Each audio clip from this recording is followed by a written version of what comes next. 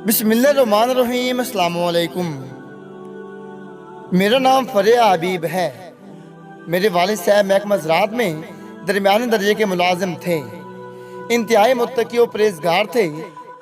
हर अमल में अल्लाह ताला की रज़ा को मद्देनज़र रखने वाले और अल्लाह ताला से डर कर ज़िंदगी गुजारने वाले इंसान थे। उनकी औलाद में फ़कत हम 2 बहन भाई थे। हमारे वालिदैन ने अपनी तरफ से हमारी परवरिश में कोई कमी नहीं छोड़ी थी। मेरे भाई ने मैट्रिक के बाद इलेक्ट्रिकल का 3 साल डिप्लोमा किया और दुबई चला गया, जबकि मैंने एफएससी करने के बाद इस्लामी यूनिवर्सिटी बहावलपुर में बीसीएस में दाखिला ले लिया।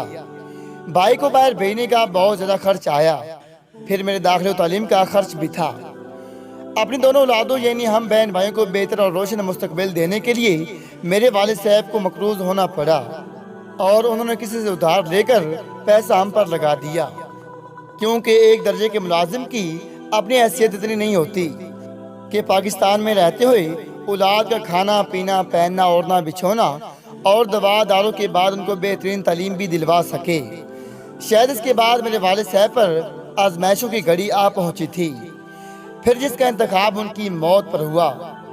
इधर मेरे वालिद साहब मकरूज हुए, उधर उनके आने वाले नए डिस्ट्रिक्ट ऑफिसर ने उनसे मंथली रिश्वत देने का मुतालबा कर दिया, जिस पर मेरे वालिद साहब ने इनकार करते हुए कहा कि रिज़्क़ हलाल कमाने वाला अल्लाह ताला का दोस्त होता है और मैं इतनी मेहनत से रिज़्क़ हलाल कमा कर उसे हराम राह में नहीं लगा सकता। मेहनत से कमाई गई दौलत से मैं जहन्नम क्यों खरीदूंगा, क्योंकि हदीस शरीफ का मफहूम है कि रिश्वत देने वाला और लेने वाला दोनों जहन्नमी हैं। मेरे वालिद साहब चूँकि इस ऑफिसर से बहुत जूनियर थे, लिहाजा मेरे वालिद साहब के जवाब को मोहतरम ऑफिसर साहब ने अपनी तौहीन समझा और कुछ दिन के बाद एक झूठ मूठ का अपना ही आदमी खड़ा करके मेरे वालिद साहब पर रिश्वत लेने का इल्ज़ाम लगाकर उन्हें मुअत्तल कर दिया। मेरे वालिद साहब जो पहले बहुत मकरूज थे, उनके लिए ये बहुत बड़ा सदमा था। कर्ज वापस करने का ज़हनी दबाव पहले से था, जॉब का चला जाना एक नई आजमाइश थी, जिसकी वजह से मेरे वालिद साहब बहुत ज़्यादा डिप्रेशन में चले गए। इन्हीं दिनों में मेरी दोस्ती इलियास नाम के एक लड़के से हो गई। किसी भी लड़के से ये मेरी पहली दोस्ती थी और वो भी नई नई, लिहाजा इस दोस्ती की खुशी ने मेरे वालिद साहब से तवज्जो हटा दी और मुझे वालिद साहब की ज़हनी अज़ियत की तकलीफ कम और अपने दोस्त लड़के से बात करने में सुकून ज़्यादा मिलने लगा। जब भी वालिद साहब के चेहरे पर नज़र पड़ती तो मैं गमगीन ज़रूर होती, मगर दूसरे लम्हे जब मोबाइल की स्क्रीन पर इलियास के नाम से मैसेज जगमगाता तो मुस्कुराने लगती और वालिद साहब की आंखों से ओझल होकर इलियास से बात करने लगती। अभी मेरे वालिद साहब जॉब जाने और कर्ज वापस करने वाले मामलात में उलझे हुए थे कि वहाँ दुबई में मेरे भाई के किसी के साथ झगड़ा हुआ और उनको पुलिस ने गिरफ्तार कर लिया। जब ये खबर मेरे वालिद साहब को पहुँची तो उन्होंने शदीद सदमा लिया और उसी रात उनको फालिज अटैक आया, जिससे उनकी एक साइड मुकम्मल तौर पर मफलूज होकर रह गई। मेरे वालिद साहब चलने फिरने और बोलने से कासिर हो गए। दूसरी तरफ मेरी और इलियास की बातचीत दोस्त से बढ़कर मोहब्बत और उल्फत में बदल गई और अब मैं सारा दिन वालिद साहब के सामने इलियास से कॉल पर बेहुदा गुफ्तगू करती रहती, क्योंकि मुझे पता था ना मेरे वालिद साहब मुझे रोक सकती हैं और ना ही चाहकर भी किसी और को बता सकती हैं, क्योंकि फाली उनकी ज़बान पर भी असरअंदाज हुआ था और अब उनके बोलने के समय किसी को नहीं आती थी। मैं चूँकि उनके पास होती थी, लिहाजा उनकी आंखों के इशारों और अल्फाज को मिलाकर बात का मतलब समझ लेती थी। मेरे भाई को दुबई में 6 माह कैद और पता नहीं कितना जुर्माना हुआ। दूसरी तरफ इलियास ने मुझे अपनी मोहब्बत के दाम में फंसाकर जब मुझसे घर के सारे हालात मालूम कर लिए तो उसने मुझे मेरे भाई के खिलाफ भड़काना शुरू कर दिया और फिर बातों बातों में मुझे मेरे वालिद साहब के खिलाफ करने लगा। मैं भी इलियास पर अंधा एतमाद कर चुकी थी, लिहाजा मैं उसकी बातों को तस्लीम करती गई, यहाँ तक कि जब इलियास को यकीन हो गया कि मैं मुकम्मल तौर पर उसकी गिरफ्त में हूँ तो उसने मुझे कहा कि तुम्हारे भाई ने इस बूढ़े बाप की जिम्मेदारी तुम पर डाल दी है और खुद बहर अयाशी कर रहा है। तुम भी इससे जान छुड़ाओ और मेरे साथ कोर्ट मैरिज कर लो, तुम्हारी जिंदगी जन्नत बना दूंगा।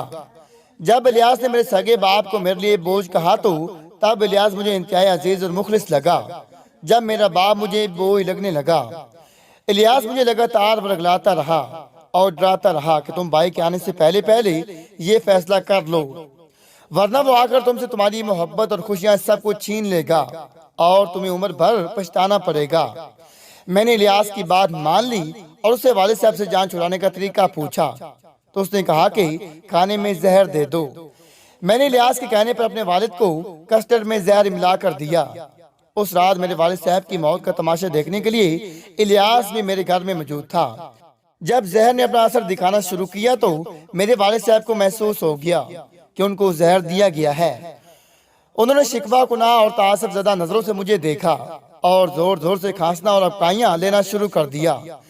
میں نے اپنا دوپٹہ اتار کر الیاس کو دے دیا کہ میرے والد صاحب کے منہ پر باندھ دو تاکہ ان کی بلند آواز سے کھانسی سن کر آس پڑوس سے کوئی اٹھ کر نہ آ جائے۔ جب میں الیاس کو دوپٹہ پکڑاتے ہوئے یہ سب کہہ رہی تھی تو میرے والد صاحب میری طرف انتہائی غمگین نگاہوں سے دیکھ رہے تھے۔ انہوں نے ہاتھ کے اشارے سے مجھے اپنے پاس بلایا۔ چونکہ مجھے یقین تھا کہ میرے والد صاحب مجھے نہ کوئی سزا دے سکتی ہیں نہ میرا کچھ بگاڑ سکتی ہیں، لہٰذا میں بلا جھجک ان کے پاس چلی گئی۔ ان کے ٹوٹے پورے الفاظ میں سے جو کچھ میں سمجھ پائی وہ یہ باتیں تھیں کہ بیٹی میں اللہ تعالیٰ سے دعا کرتا تھا، یا اللہ مجھے اپنی آزمائشوں میں ثابت قدم رکھنا اور مجھے کسی پر بوجھ نہ بنانا۔ جب سے میں بستر پر لگا ہوں تب سے یہی دعا کر رہا ہوں، یا اللہ میرا ایمان سلامت رکھنا اور مجھے میری بیٹی کے لیے زیادہ بوجھ نہ بنانا۔ بیٹی شاید میری دعا پوری ہوگی ہے، البتہ تم نے جو کچھ کیا ہے اس پر میں نے تمہیں معاف کر دیا، مگر یاد رکھنا انجام مکافات عمل ہے۔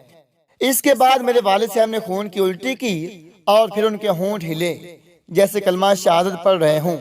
ان کی موت کے بعد الیاس میرے گھر سے چلا گیا۔ میں نے سب کچھ نارمل انداز میں ترتیب دے کر زور زور سے رونا شروع کر دیا اور لوگ میری دہاڑیں سن کر دوڑے آئے۔ جب میرے والد صاحب کے پاس پہنچے تو انہیں ان کی موت کا یقین ہو گیا۔ کچھ لوگ مجھے تسلی دینے لگے، عورتیں مجھے دلاسا دینے لگیں اور میرے والد صاحب کی قسمت پر افسوس کرنے لگیں کہ سگا بیٹا بھی بہر ملک جیل میں بند ہے، وہ بھی والد کے جنازے میں شامل نہیں ہو سکے گا۔ میں بھی مگر مچھ کے آنسو بہانے لگی۔ میں 10 دن تک لوگوں کے سامنے ڈرامے کرتی رہی۔ حقیقت یہ تھی کہ مجھے اپنی محبت مل جانے کا راستہ صاف دکھائی دے رہا تھا، جس کی خوشی نے مجھے قاتل ہونے کے ملال سے آزاد کر دیا تھا۔ مجھے میرے باپ کی موت کا صدمہ بھلا دیا تھا۔ والد صاحب کی موت کے 10ویں دن میں الیاس کے ساتھ چلی گئی اور کورٹ میرج کر لی۔ شادی کے بعد الیاس کے گھر والوں نے مجھے قبول نہ کیا، مگر الیاس میرے ساتھ یہیں رہا، یہاں تک کہ 3 سال بعد جب میں پہلی بار امید سے ہوئی تو میڈیکل چیک اپ پر پتہ چلا کہ میرے پیٹ میں موجود بچہ لڑکی ہے، جس پر میرے محبوب شوہر نے اسے صاف کروانے کا کہا تو میں نے انکار کر دیا۔ پہل وہ نرمی سے کہتا رہا، میں نہ مانی، پھر وہ بحث کرنے لگا، میں پھر بھی نہ مانی تو اس نے ہاتھ اٹھانا شروع کر دیا۔ میں نے پھر بھی ضد نہ چھوڑی تو اس نے کسی دوست کے ذریعے کسی پرائیویٹ اسپتال کے ڈاکٹر سے میل ملاپ کر کے مجھے گھر میں بے ہوش کیا اور پھر راتوں رات اسپتال لے جا کر بچہ ابارٹ کروا دیا۔ میں بہت دن تک روتی رہی، مجھے بھوک تک نہ لگتی تھی۔ 2-3 دن میرا محبوب مجھے کھانے پینے کا پوچھتا رہا۔ تیسرے دن اس نے پوچھنا چھوڑ دیا اور کہا کہ جب بھوک لگے گی کھانا کھا لینا۔ میں نے اس واقعے کے 1.5 ہفتے بعد پیٹ بھر کر کھانا کھایا، پھر آہستہ آہستہ نارمل روٹین میں آ گئی، مگر اس سانے کے بعد زیادتی بھی میرے محبوب کی تھی۔ اس کے باوجود وہ مجھ سے دور ہوتا گیا۔ جب دوسری بار میں امید سے ہوئی تو اس بار بھی لڑکی تھی اور اس بار بھی الیاس نے ابارشن کا کہا، مگر میں نے پھر انکار کر دیا۔ تو پہلے کی طرح بات بحث مباحثے سے بڑھ کر جسمانی تشدد تک جا پہنچی۔ تو مجھے یقین ہو گیا کہ اب کی بار بھی الیاس جیت جائے گا، لہٰذا میں بہت بار مار کھانے کے بعد ہار مان لی۔ یہاں تک کہ تیسری بار جب میں امید سے ہوئی تو ڈاکٹرز نے بھی بتایا کہ اگر اس بار DMC ہوئی فریہ دوبارہ کبھی ماں نہیں بن سکے گی۔ میں نے اپنے شوہر کی لاکھ منتیں کی مگر وہ نہ مانا اور اپنی ضد پر اڑا رہا کہ مجھے بیٹی نہیں چاہیے، یہاں تک کہ تیسری بار بھی میری DMC ہو گئی۔ جب میں فقط گوشت پوشت کا ڈھیر رہ گئی اور ماں جیسا عظیم رتبے پر فائز ہونے سے محروم ہو گئی تو الیاس کی مجھ میں دلچسپی ختم ہو گئی۔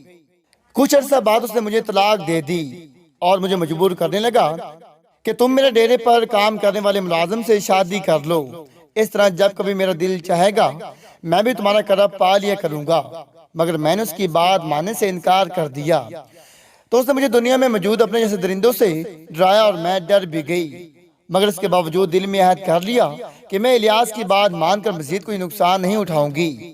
البتہ عدت پوری کرنے کے لیے اسے دھوکے میں رکھا اور کہا کہ مجھے 2 ماہ کا راشن دے دو، اور عدت پوری کرنے کے بعد جب 2 مہینے گزر جائیں گے تو مزید 2 مہینے کا راشن بھجوا دینا، اور جب عدت پوری ہو جائے گی تو میں آپ کے ملازم سے نکاح کر لوں گی۔ الیاس نے میری بات مان لی، مگر قسمت کو شاید اب میری ازمائش ہی مقصود تھی۔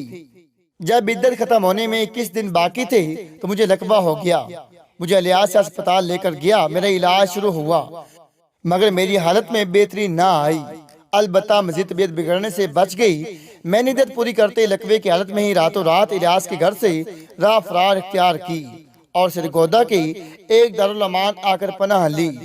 یہاں میں اس وقت لقبہ کے ساتھ ساتھ فالج کی بھی مریضہ ہو چکی ہوں۔ یہاں انسانوں کو کھانے کے لیے جانوروں سے بدتر کھانا دیا جاتا ہے۔ مجھے لقبہ تھا جس کی وجہ سے میرا منہ ٹیڑھا ہو چکا ہے، میری داڑھیں ایک دوسرے کے اوپر نہیں آتی تھی، مگر اس کے باوجود دال کے نام پر جو نمک مرچ والا پانی ابال کر دیا جاتا ہے وہ مجھے کھانا پڑتا ہے کیونکہ پیٹ بھرنا ہوتا ہے۔ اب مجھے لقبے کے ساتھ ساتھ فالج کا بھی اٹیک آ چکا ہے، گو کہ میں سنبھل گئی ہوں۔ میں نے ورزش کرنا بھی شروع کر دی ہے، مگر اس کے باوجود میرے ہاتھ پیروں میں ریشہ آ چکا ہے۔ کئی بار میرے ہاتھ کانپنے کی وجہ سے چائے سالن زمین پر گر جاتا ہے تو دوبارہ نیا سالن نہیں ملتا، لہٰذا پیٹ کی بھوک مٹانے کے لیے میں روٹی کا نوالا کھانے کے بعد زمین کا گرا ہوا سالن انگلی کی مدد سے اٹھا کر منہ میں ڈالتی ہوں۔ اگر زمین پر گر جانے والا سالن زیادہ پتلا ہو، انگلی سے نہ اٹھ رہا ہو تو روٹی فرش پر رگڑ کر سالن لگا لیتی ہوں۔ میری ساتھی عورتیں مجھ سے آپ بیتی پوچھتی ہیں تو میں ان کو اپنے محبوب شوہر کے ظلم کی داستان سنا دیتی ہوں۔ کبھی نہیں بتاتی کہ میں نے اپنے سگے باپ کو غیر محرم کی محبت کی خاطر قتل کر دیا تھا اور میرے باپ نے مجھے مرتے وقت تو معاف کر دیا، مگر یہ ضرور بتایا تھا کہ انجام مکافاتی عمل ہے۔